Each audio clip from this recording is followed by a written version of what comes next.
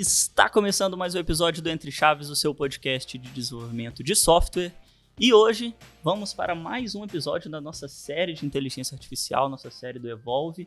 Vamos falar hoje de segurança e inteligência artificial, né? A inteligência artificial está mudando completamente o jogo, mudando a forma como o software é construído. E com isso surgem diversos novos cenários de segurança para a gente se preocupar. Novas ferramentas que a gente não sabe se a gente pode ou não usar, como que a gente lida com isso. Novos ataques, então é muita coisa nova o tempo todo e segurança vem surgindo como um tópico principal nesse mundo aí, né? Para conversar com a gente, como sempre, estamos aqui com a Fernandinha. E aí, Fernandinha?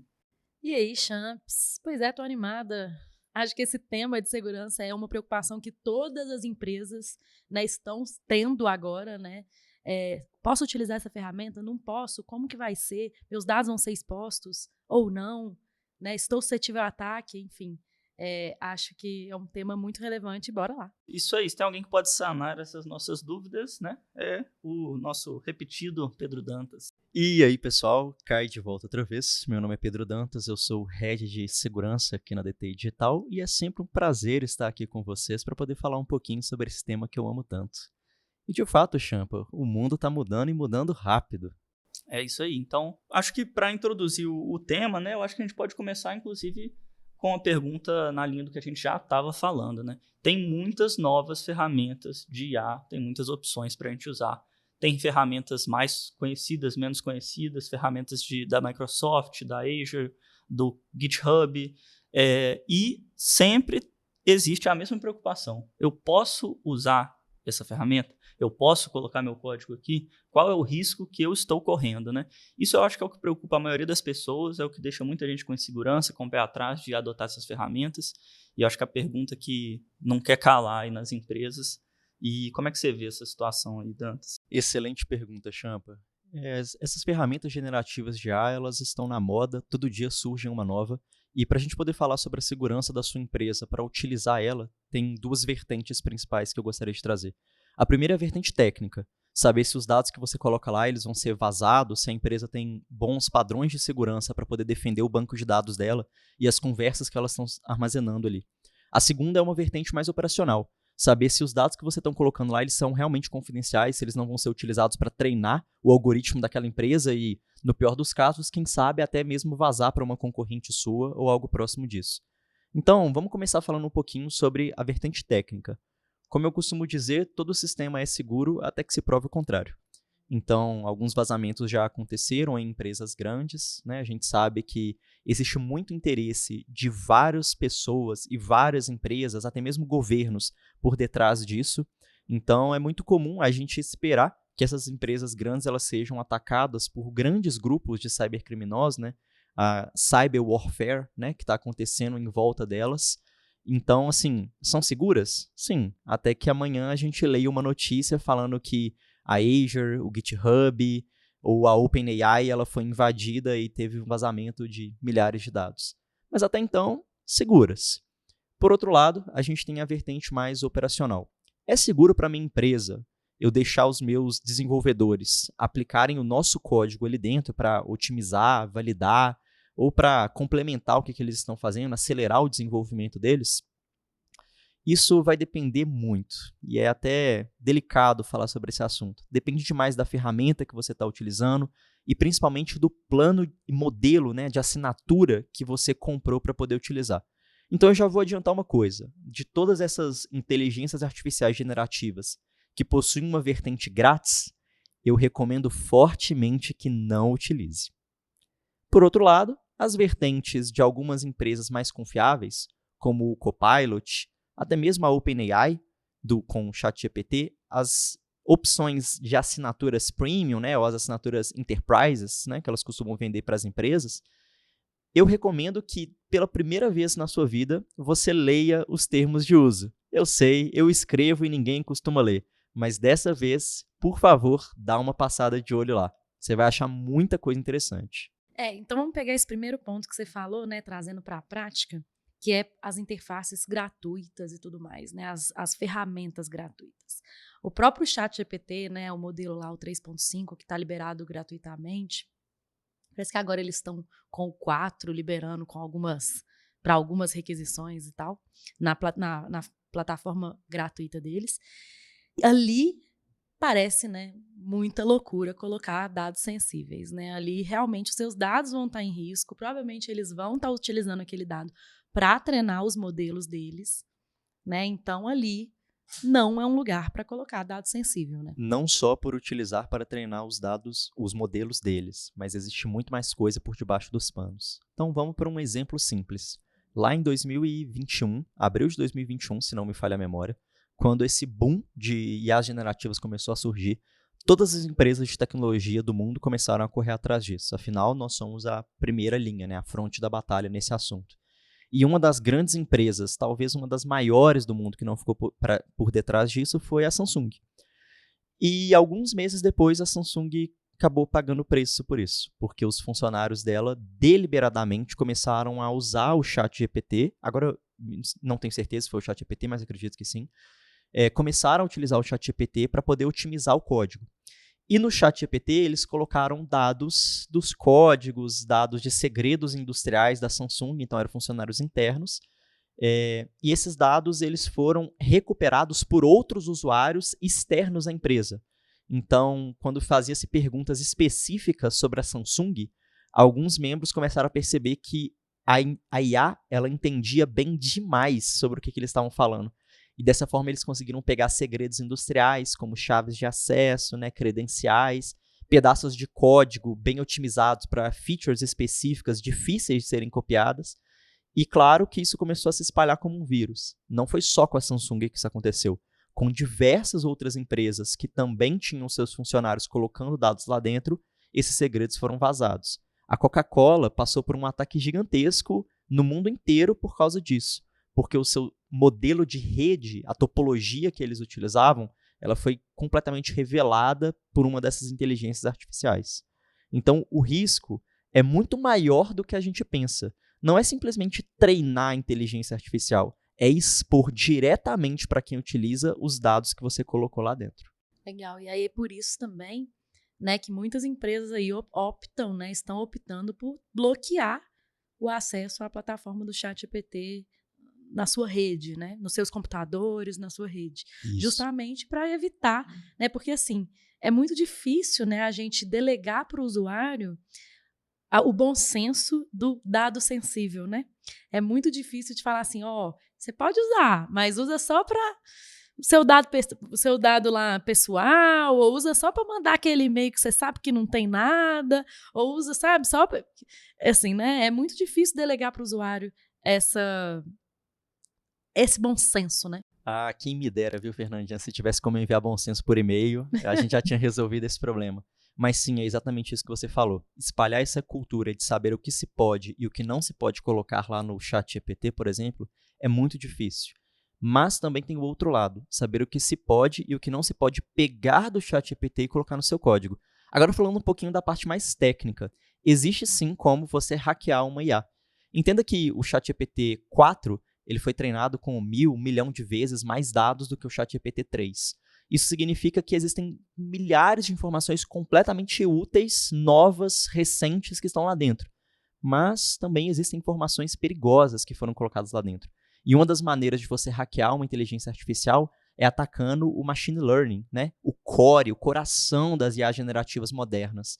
Quando você passa informações falsas para elas, você pode fazer com que, ao responder uma pergunta específica na geração de um código, ela também consiga te responder não só a feature que você precisa, mas com uma vulnerabilidade específica que você quer que seja criada. Então, o dev, confiando na inteligência artificial para resolver o seu problema, ele copia o código que ela cospe, né, aquele snippet que ela produz, e cola no seu próprio código, né, na sua máquina, sem saber, por inocência, que está criando uma vulnerabilidade proposital ali dentro.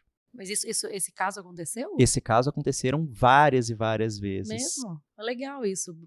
Interessante de saber, né? Porque, assim, a gente trata as IAs como copilotos, né? Mas quando a gente é muito júnior, a tendência é realmente de, eu tenho, às vezes, pouco senso crítico daqui, do que tá certo, o que não tá, coloco no meu código. Mas por isso que eu acho que é extremamente importante, né? Até um dos princípios, assim, que a gente deveria utilizar quando a gente usa IA é de realmente sempre validar, porque a IA ela não vai, pelo menos por enquanto, né, não está nos substituindo, né, ela está nos complementando. Então, ela é um assistente.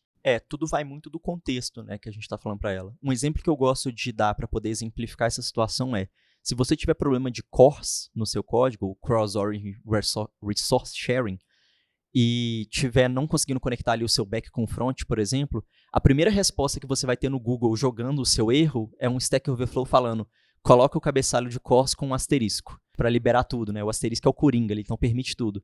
Isso resolve o problema? Resolve, né? Mas cria diversos outros, porque afinal o CORS ele é um cabeçalho de segurança que não deveria ser negligenciado. Mas aquela é a primeira resposta do Google, é a que resolve o problema. E isso foi respondido por um humano. O mesmo vai acontecer com a inteligência artificial. Ela vai ser baseada em estatística, em dados. Se aquela resposta que os humanos mais respondem, vai ser a resposta que ela vai passar para frente também. Então, às vezes, ela vai ser contaminada, às vezes entre aspas, às vezes sem as aspas, contaminada de propósito por atacantes, para que no momento em que a pessoa procure um snippet de código, ela seja infectada dessa forma. Da mesma forma que a pessoa que buscou no Google como resolver o problema de CORS. São novos riscos de segurança que a gente está sujeito, né, a passar. Mas até falando um pouco antes do que a gente estava falando sobre licença Enterprise e licença gratuita, né, esse é o tipo de coisa que, né, a gente está sujeito a correr no dia a dia no momento de codificação. Né? Mas a parte de compartilhamento de código de privacidade, o que muda na prática quando a gente fala do plano Enterprise? Eu posso me sentir mais à vontade de compartilhar esse código ou não? Excelente pergunta. E aí, antes de dar minha resposta, lembrando, isso varia de ferramenta para ferramenta, ok? Mas, no geral, os planos Enterprise, eles não executam o fine tuning com a resposta dos seus usuários. O que significa que você tem uma camada de segurança extra. Não porque ele não vai compartilhar as informações ou porque tem uma diferença no código, pessoas mais especializadas para fazer aquilo. Não. Mas simplesmente porque não ter o contato aberto com a internet significa que ele não está sendo poluído por aquelas milhares e milhões de requisições que são feitas diariamente. Então, sim, você tem uma camada extra de segurança. Além de que a base de dados usualmente é separada das demais. Então, você pode ter um fine tuning específico para a sua conta, para a conta daquela empresa.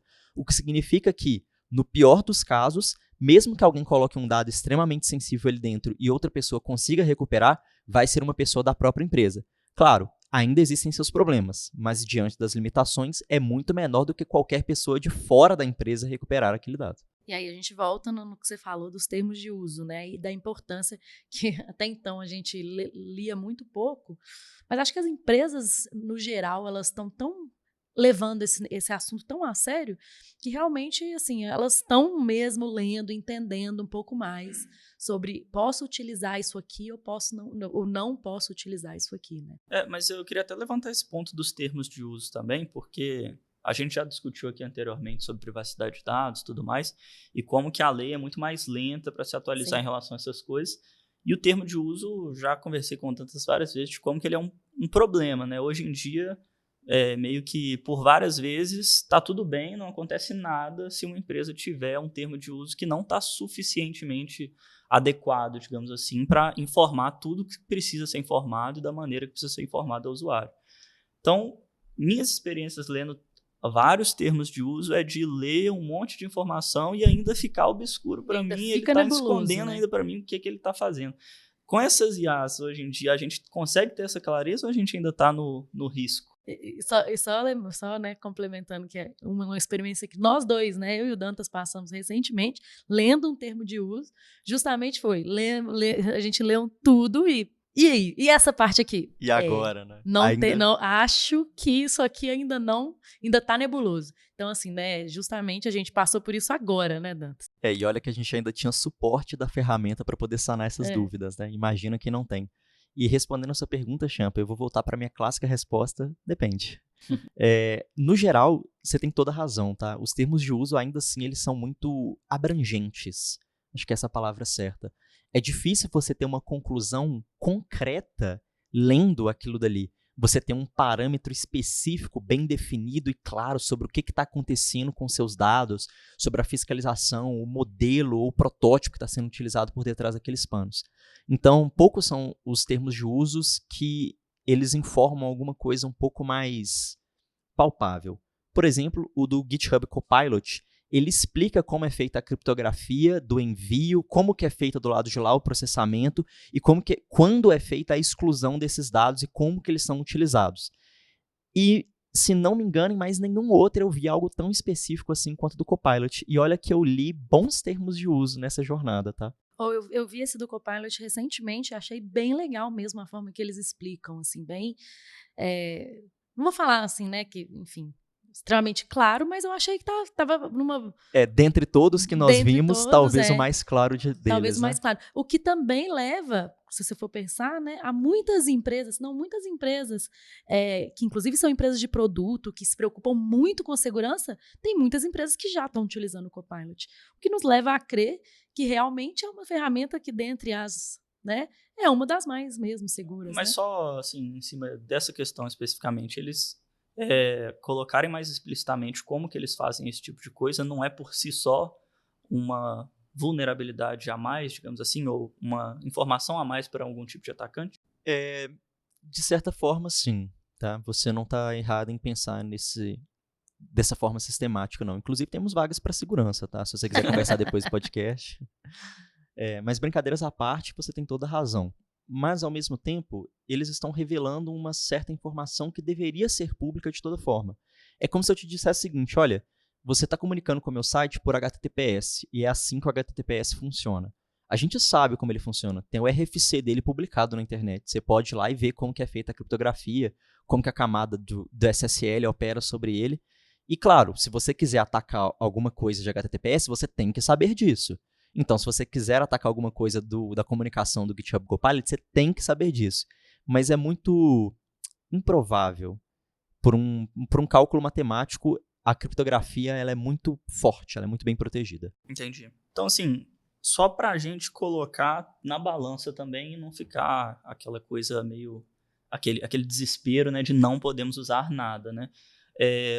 Qual é o real risco, assim, na balança que a gente está correndo quando a gente usa esse tipo de ferramenta? Assim, vale a pena para uma empresa investir, usar e correr tipo, algum risco usando essas ferramentas? Ou seria algo que a gente ainda precisa evitar? Qual seria a sua opinião? Assim? Tá. Minha opinião ela é muito voltada para a parte da segurança, né? Eu acho que fora da segurança a empresa tem que testar.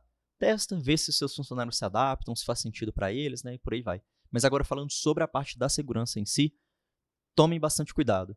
Entenda que se você está colocando a propriedade intelectual ali, o que pode acontecer com ela? Se você está divulgando uma informação sensível, o que pode acontecer com ela?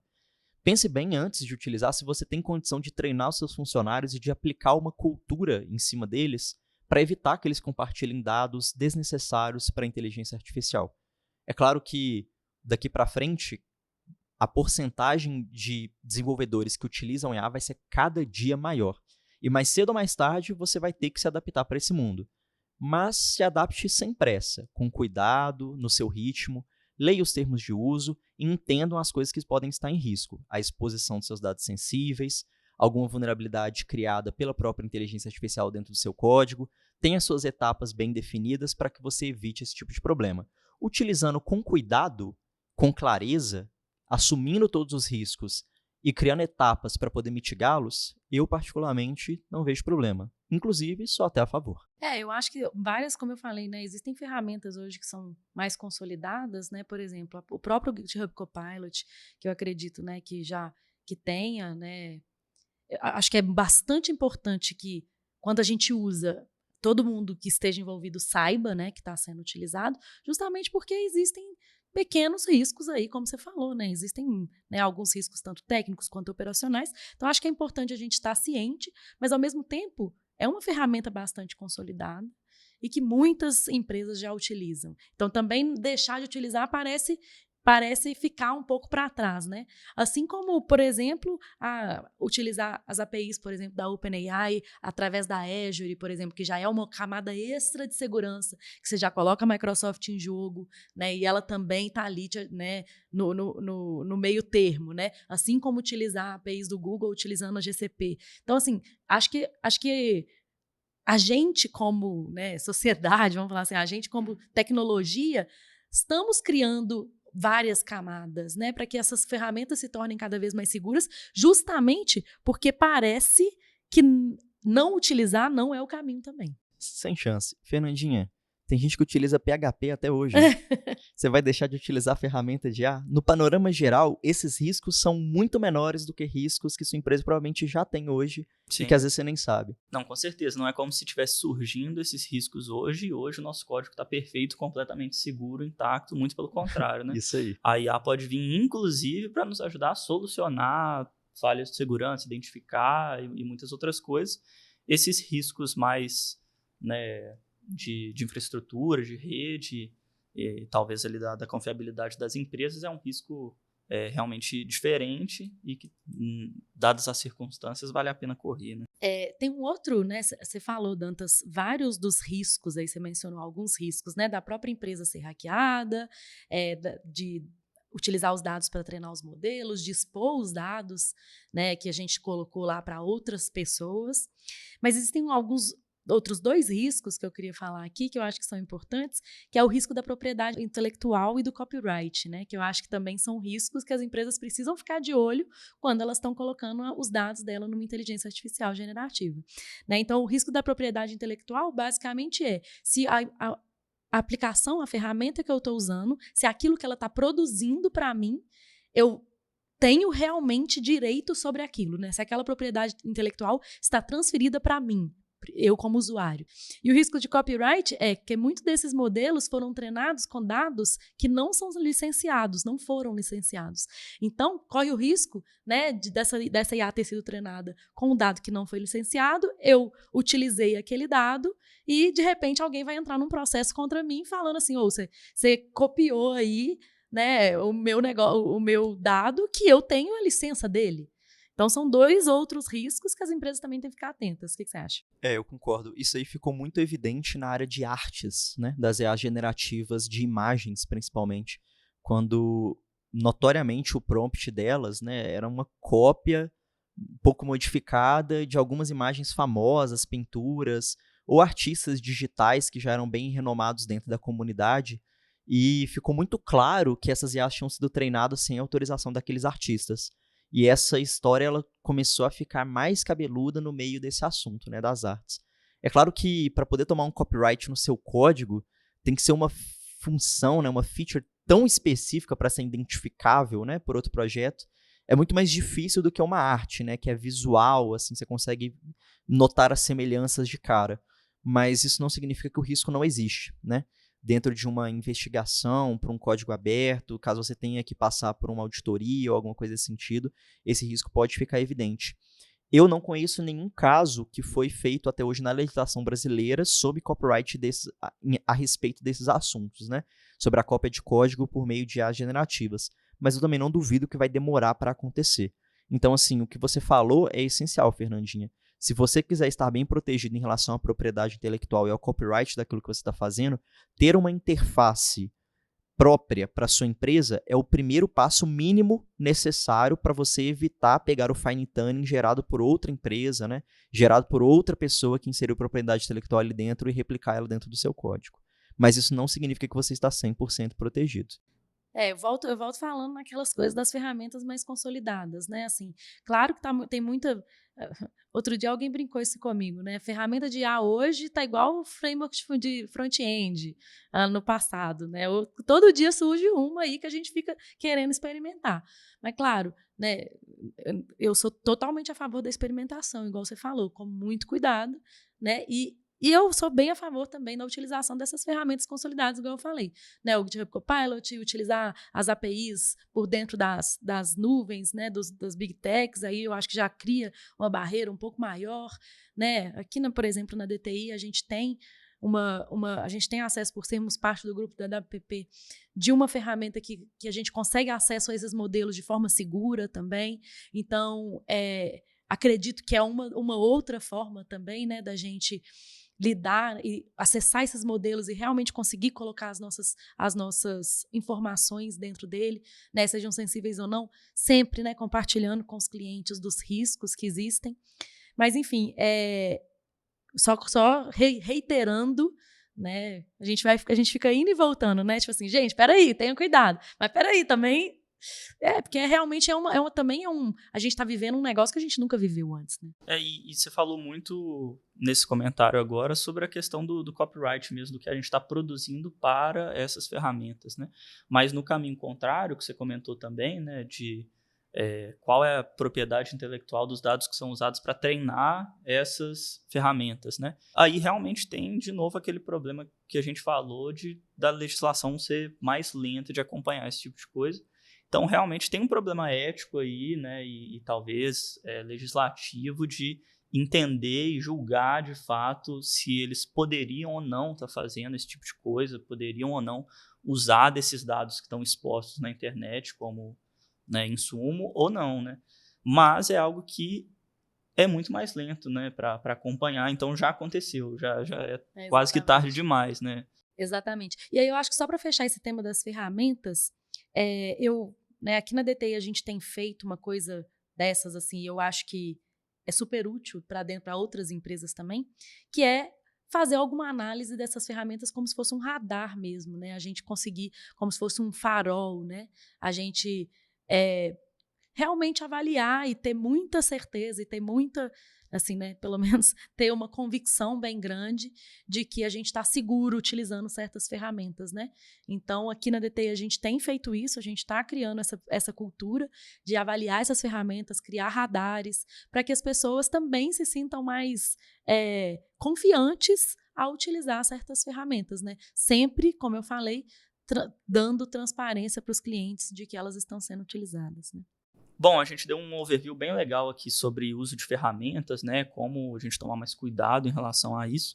Mas o uso das IAs também traz um novo cenário no mundo de segurança em relação a potenciais riscos, potenciais ataques, né, que as empresas podem sofrer, né? E a capacidade até mesmo dos atacantes terem mais poder de fogo, digamos assim, para realizar ataques, esse tipo de coisa. Os defensores também, né? Mas sempre talvez um passo atrás aí, né? Como que tem sido isso no mundo do desenvolvimento, Adantes? A gente deve ficar muito preocupado? Sim. Resposta curta é sim, né? Então, cara, no segundo semestre do ano passado, a CFO Magazine liberou uma pesquisa onde os líderes de segurança do mundo eles informaram que 85% dos ataques que eles sofreram foram potencializados por inteligências artificiais. Os líderes de segurança, no caso, são as pessoas que trabalham na Red Hat, Atlassian, Google, né, Apple e grandes empresas são referências de segurança mundo afora. Então, assim, 85% dos ataques no segundo semestre de 2023, a gente já deve estar próximo aí dos 95% agora, né, indo para o segundo semestre de 2024. E eu tenho uma forte sensação de que nós vamos começar a ver vulnerabilidades, espécies de vulnerabilidades que nós nunca vimos antes. As IAs possuem uma capacidade de aprender e adaptar a um sistema mecânico tão forte, né, tão mais rápido do que nós humanos, que eu acredito que a gente vai já começar a ver ataques que foram completamente desenvolvidos por ela. Então hoje é muito comum a gente pegar ataques que nós já conhecemos, né, como que eles funcionam, como SQL, como injections, né, no geral, broken authentications, alguns bypass de firewalls, WAFs, e a gente tentar otimizar eles para aplicar em um novo cenário. Então é o mesmo modelo de ataque, mas desenvolvido para um outro contexto. Eu acredito que com inteligências artificiais a gente vai começar a ver novos tipos de ataques para esses contextos. Ataques que a gente nunca viu antes. Porque afinal nós temos um novo modelo de pensamento, né, baseado nelas. Tem algum cenário que já aconteceu de algum tipo de ataque que surgiu justamente dessas novas possibilidades que a IA trouxe? Nossa, eu não sei nem por onde começar a falar. Acho que eu vou perguntar pro ChatGPT aqui. Mas usa a versão corporativa. Pode deixar. Brincadeiras à parte, sim. Tiveram vários e vários ataques que foram bem sucedidos graças à utilização de inteligência artificial. E muitos deles, talvez a IA não tenha criado uma patente nova de ataque, né? Uma espécie nova de ataque, assim, que a gente teve que dar até um novo nome, mas ela criou modelos para se atacar que foi uma forma muito diferente do que a gente estava acostumado. Então, a capacidade de persistir dentro do sistema sem ser detectado, ou o que mirar dentro daquele sistema, né? Então, assim, normalmente a gente tinha ataques que eram muito comuns, você entrava, pegava o máximo de informações e saía o mais rápido possível. E com as inteligências artificiais, a gente conseguiu criar ameaças persistentes, avançadas. E aí, para quem é do mundo da segurança, sabe exatamente o que é essa sigla que eu falei, né? O APT, Advanced Persistent Threats. E essas inteligências artificiais são muito fortes no assunto. Elas conseguem não só se adentrar no sistema, mas se instalar lá dentro. Ficar sem ser notada, aos poucos angariar informação, conseguir se espalhar lateralmente nas escaladas laterais. Então ela vai horizontalmente se disseminando por outros sistemas, tudo aos poucos, devagar, se adaptando, aprendendo, e sem gerar alarde, de repente ela já tomou o sistema inteiro que você tem sem perceber. E eu fico pensando que tipo de estratégia diferente que poderia ser adotada para a gente evitar esse tipo de coisa, né? Porque se por um lado as ferramentas estão aí para ajudar os atacantes, elas estão aí para ajudar os defensores também. Mas sem a gente sofrer com isso primeiro, eu fico pensando o que a gente pode fazer para tentar prevenir esse tipo de coisa. Tem aquela questão de você tentar simular, né, ter um time para atacar o seu próprio sistema e tentar identificar esse tipo de coisa, né, e se proteger. Você acha que a solução ou a prevenção estaria nesse sentido? Com certeza, cara. Eu vou citar aqui o professor Al-Hayani, e aí me perdoem se eu tiver pronunciado o nome errado. Ele é um professor de Israel que estuda sobre segurança da informação, e o Israel é um dos grandes focos no mundo hoje no assunto, talvez o maior de todos. E ele demonstra para a gente como que as inteligências artificiais elas já estão sendo utilizadas para poderem prevenir de ataques. Um dos estudos muito interessantes que esse professor produziu foi a capacidade das IAs identificarem ataques de negação de serviço distribuído, ou o famoso DDoS. Hoje em dia, DDoS eles são muito efetivos porque a mitigação é difícil. Você, no geral, acaba impedindo usuários legítimos de acessar o seu site na tentativa de impedir usuários que são atacantes. E o professor ele demonstra que inteligências artificiais elas têm um acerto de 99% em determinar se um padrão de requisição ele é parte de um ataque ou ele é um usuário legítimo que está atacando. Então, nas minúcias, nos detalhes e numa composição estatística muito complexa, ela consegue ter um acerto colossal. Em redes mais complexas, em redes de computadores mais complexas e mais avançadas, a IA ainda teve um acerto próximo de 98,5%, o que é colossal. Significa que um ataque que antes a gente gastava muito recurso e muito esforço para mitigar ele razoavelmente, hoje, a gente, com a implementação de uma IA específica para o assunto, consegue praticamente negá-lo por completo sem ter impacto dentro do nosso sistema. Então, olha que bacana essa novidade que a inteligência artificial traz para o modo com que a gente opera as nossas defesas. E como que as empresas, né, de forma prática, assim, como que elas podem surfar e, vamos falar assim, extrair esse potencial das IAs, né, para defender melhor os seus sistemas? Bom, um dado fresquinho é que hoje 20% das empresas utilizam inteligência artificial para suas defesas. Essa pesquisa foi de abril desse ano. Então, algumas empresas já começaram a implementar esse tipo de serviço. Como especificamente fazê-lo, você tem duas opções. Você pode desenvolver isso na mão, fique à vontade para desenvolver na unha, ou você pode contratar alguém que já tenha isso implementado. É mais comum você utilizar a inteligência artificial em ferramentas que nós já conhecemos, que nós já temos implementadas dentro dos nossos processos. Como, por exemplo, ferramentas de análise estáticas, dinâmicas, análise de composição de software. São ferramentas que nós já utilizamos no nosso dia a dia, mas que são potencializadas por inteligência artificial. Caso você queira inovar e colocar uma nova etapa de defesa, um novo mecanismo 100% baseado em IA, você provavelmente seria um dos pioneiros. E entrar em contato com a Universidade de Israel não é uma má ideia. Qual o exemplo assim, de ferramenta que você tem? Você pode, por exemplo, utilizar um gateway que a AWS disponibiliza baseado em inteligência artificial, que é muito mais caro do que os demais, mas que ela é ajustada baseado nos fatores que eles já treinaram os mecanismos deles. Então, é como um firewall, um Web Application Firewall que você aplica. Ele funciona como um gateway antes da sua aplicação, as requisições todas passam por ele, mas ao invés de possuir os filtros do AWS Shield, que é o AF que eles normalmente disponibilizam, eles possuem um mecanismo próprio, definido pela inteligência artificial. E uma outra coisa também complementando algo que você falou antes é que essas ferramentas de análise estática de código ou essas ferramentas de análise de segurança mesmo, como o Veracode, o próprio Sonar, eles têm adotado, tenho visto eles adotado alguma postura de vamos começar a adotar IA também nas nossas medidas de segurança. Então é algo que eu acho que vai tender a ser cada vez mais comum da gente ter esse acesso mais fácil também, né? Veja que essas ferramentas elas funcionam buscando por padrões conhecidos de vulnerabilidade e reportando eles para os desenvolvedores. E uma coisa que a inteligência artificial é muito boa em fazer é reconhecer padrões. Uhum. Então, até aproveitando esse gancho, né, algo que eu já ia perguntar. No final das contas, esse saldo de atacante, defensor aí no mundo novo da IA, ele é positivo ou negativo para nós, pessoas de bem aqui?